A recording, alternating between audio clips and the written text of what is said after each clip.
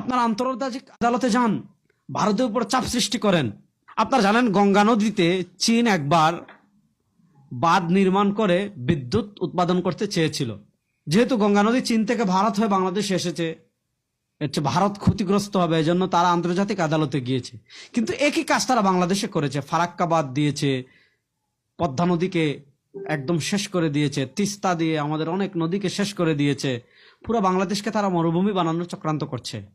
আমরা এমন এক জাতি, আমাদের দেশে যারা ক্ষমতায় আসে কেন জানি তারা দিল্লির পাছাটা হয়ে যায়, দাদাদের পাছাটা হয়ে যায়।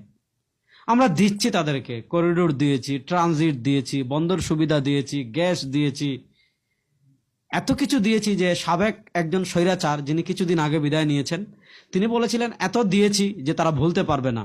আরেক বেহায়া বলেছিল বাংলাদেশ ভারতের সম্পর্ক স্বামী স্ত্রীর। পৃথিবীর এটা খুবই স্বাভাবিক নিয়ম যে একই নদী